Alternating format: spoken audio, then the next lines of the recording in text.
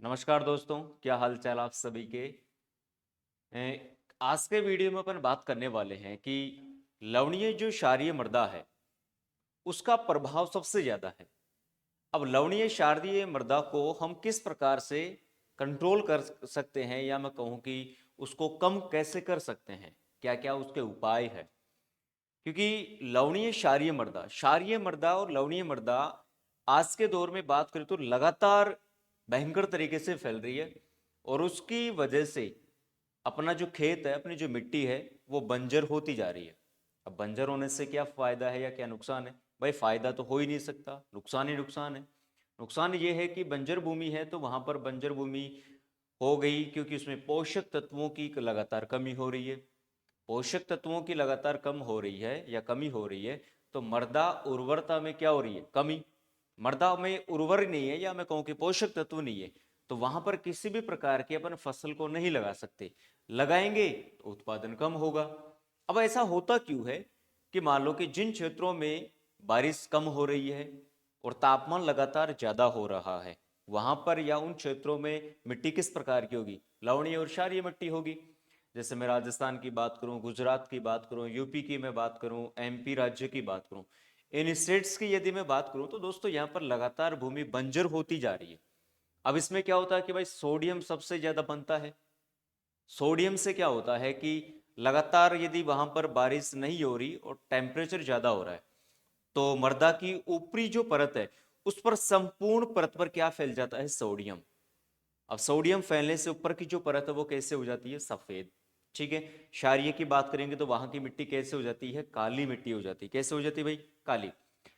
और इससे हमें नुकसान ये होता है कि फसल कोई भी हम लगाएंगे तो उसके उत्पादन में गिरावट आएगी। अब इसके लिए हम क्या क्या ऐसे उपाय करें कि भाई उस बंजर भूमि को सुधार कैसे सकते हैं, लवणीय क्षारीय को कम किस प्रकार से कर सकते हैं। तो आइए हम इसके उपाय देखते हैं। और आप ऐसा कर सकते हैं, यदि आपके मान लो कि खेत में ये बड़ी समस्या चल रही है, तो ये उपाय कर सकते हैं। इससे बेहद कम अपन लवण और क्षार को कम कर सकते हैं। तो इसमें पहला यदि उपाय देखते हैं, तो यहाँ पर जैविक खादों से या हरी खाद से। हरी खाद क्या होता है कि जैसे हरी खाद की अपन बात करें भाई, ढेंचा का अपन सबसे ज्यादा प्रयोग कर सकते हैं, क्योंकि लवणीय क्षारीय मृदा में अपन ढेंचा लगाएंगे तो उससे हमें दो फायदा है। ढेंचा लगाएंगे तो एक तो मिट्टी में पोषक तत्वों की पूर्ति बढ़िया तरीके से होगी। दूसरी बात, ढेंचा अम्लीय प्रकृति की होती है, तो वहां पर मिट्टी क्षारीय प्रकृति की हो गई, तो क्षारीय में यदि अपन अम्ल डालेंगे तो बेहद रूप में अम्ल या मैं कहूँ कि क्षारीयता की मात्रा क्या हो जाएगी? कम। तो ढेंचा लगाने से लवणीय क्षारीय तो कम होगा ही, मिट्टी में उर्वरता बढ़ेगी, मतलब पोषक तत्वों की मात्रा क्या होगी? लगातार बढ़ेगी। इसके अलावा और क्या फायदा है? ढेंचा एक अपने लेग्यूमिनेसी परिवार की फसल है, तो भाई नाइट्रोजन स्थिरीकरण का काम करेगी। ठीक है। नाइट्रोजन स्थिरीकरण होगा तो भूमि में पोषक तत्वों की मात्रा, नाइट्रोजन की मात्रा ज्यादा से ज्यादा बढ़ेगी। तो बंजर की जो मैं कहूं कि बंजर भूमि जो हो रही थी पहले, वो धीरे धीरे क्या हो जाएगा? उसमें थोड़ा सुधार हो जाएगा। जैविक खाद के रूप में ले सकते हैं अपन बहुत सारी चीजें। ठीक है। जो जीवों से खाद बनाए जाते हैं, ऑर्गेनिक मैटर या ऑर्गेनिक मैन्यूर वहां पर अपन काम में ले सकते हैं। ठीक है। इससे क्या होगा कि लवणीय क्षारीय जो प्रकृति है, अब ये क्या होते हैं कि ये अम्लीय प्रकृति के होते हैं। अब अम्लीय प्रकृति के उर्वरकों का या जैविक खादों का अपन प्रयोग करेंगे, तो वहां से लवण क्षारीयता का प्रभाव क्या हो जाएगा? कम। तो आजकल ये सबसे ज्यादा फेमस है, इससे अपन सबसे ज्यादा कंट्रोल कर सकते हैं। सेकंड बात करते हैं कि पलवार। पलवार क्या होता है, देखना जरा। पलवार क्या होता है कि मान लो ये खेत अपना, ठीक है भाई। पलवार या इसको अपन मल्चिंग भी कहते हैं। क्या कहते हैं दोस्तों? इसको मल्चिंग। पलवार या मल्चिंग में क्या होता है दोस्तों कि अपना जो खेत है ना, इस खेत को संपूर्ण तरीके से ऊपर से ढक देते हैं पूरा। क्या कर देते हैं? इसको ऊपर से पूरा ढक देते हैं। ढकने से क्या होगा हमें फायदा? ढकने से फायदा ये होगा कि दो तीन फायदे हैं। ऊपर अब ढकें किससे? मान लो कि अपने पास घास फूस है सूखी हुई, इसके अलावा केले के पत्ते या कोई और भी अवशेष हो सकते हैं, सड़ा गला हुआ पदार्थ हो सकता है, तो इससे मिट्टी की ऊपर वाली परत को ढक देंगे। ढकने से पहला फायदा तो क्या होता है कि मिट्टी में जो नमी की मात्रा है वो प्रॉपर तरीके से बनी रहेगी। क्यों? क्योंकि सूर्य का कांटेक्ट मिट्टी से नहीं होगा, तो वाष्पीकरण की प्रोसेस बिल्कुल क्या हो जाएगी, बंद। एक तो हमें सीधा सीधा फायदा ये मिल जाएगा। दूसरी बात क्या है कि भाई जिन क्षेत्रों में बारिश नहीं हो रही, तापमान ज्यादा है, तो क्या होता है एक्चुअली में कि जो नीचे लवण होता है मिट्टी में, जो गहराई में लवण होता है, वो धीरे धीरे क्या होता है, ऊपर आ जाता है। कहां पर आ जाता है, ऊपर। ऊपर आने से क्या होगा कि जो इसकी ऊपर वाली परत है ना दोस्त, यहां पर सोडियम फैल जाएगा। और आपको पता है कि सोडियम फैल गया तो ये सफेद रंग का होता है, तो ऊपर वाली जो परत है वो किस रंग की हो जाएगी, सफेद रंग की। मतलब यदि हम यहां पर सोडियम को ना ही बढ़ने दे तो इतनी प्रॉब्लम आएगी नहीं, लेकिन समस्या क्या हो रही है, बारिश हो नहीं रही, तो पानी है ही नहीं, तापमान लगातार बढ़ रहा है, तो जो नमी है वो और कम हो रही है। तो अब क्या होगा, यदि ऊपर से हमने पूर्ण रूप से घास फूस वगैरह से ढक दिया, तो ऊपर वाली जो परत है ये सफेद नहीं होगी, और सोडियम का प्रभाव भी क्या हो जाएगा, थोड़ा कम हो जाएगा। ठीक है, क्योंकि प्रॉपर यहां पर क्या बनी रहेगी, नमी बनी रहेगी।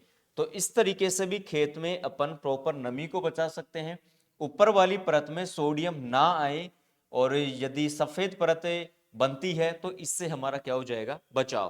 तो नॉर्मल ये भी तरीका अपन कर सकते हैं। Okay done. तीसरा पॉइंट क्या था, निक्षालन, जिसको अपन लीचिंग भी कहते हैं। ये देखना, लीचिंग में क्या होता है कि ये खेत अपना, अब इस खेत में यहां पर क्या फैला हुआ है, लवण फैला हुआ है।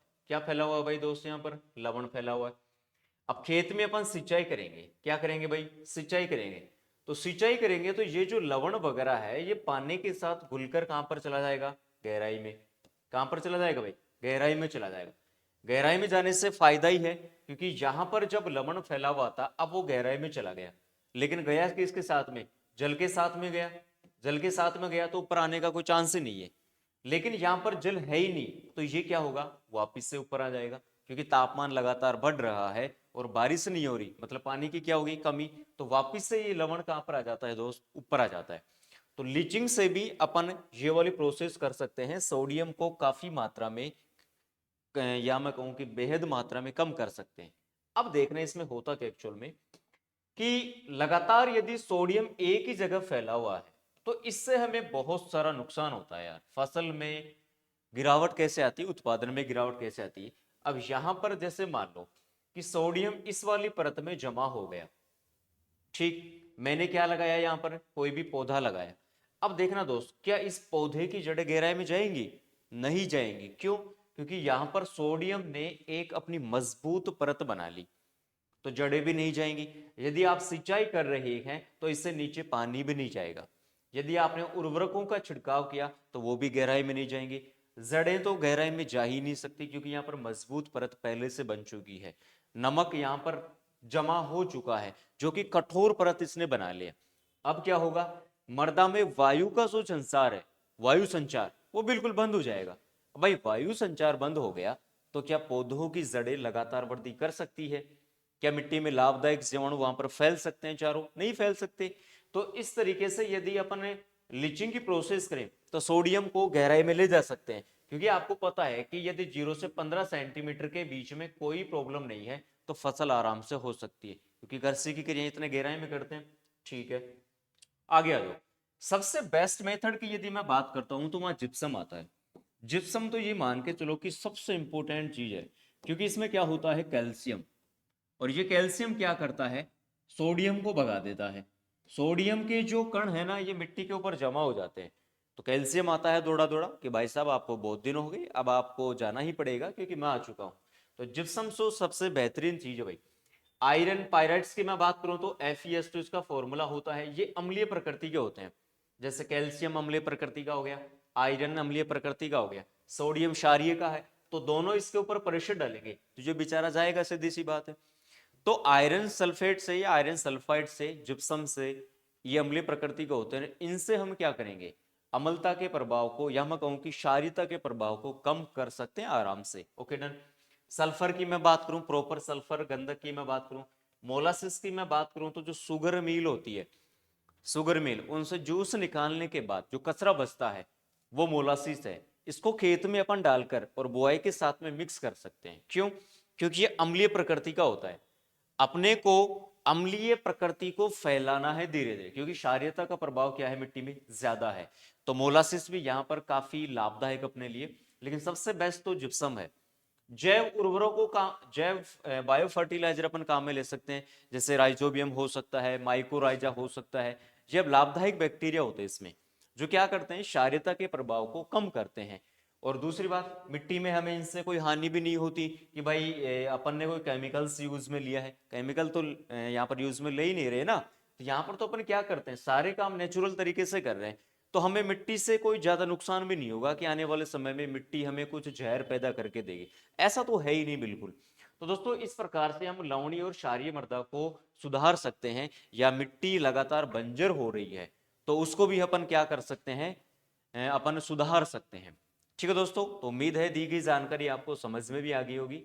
तो ये एक मैंने अलग से सीरीज चलाई है जिसमें मैं छोटी छोटी इंफॉर्मेशन आपको देता हूँ। यदि इंफॉर्मेशन अच्छी लगी तो अपने दोस्तों को जरूर शेयर कीजिएगा। धन्यवाद।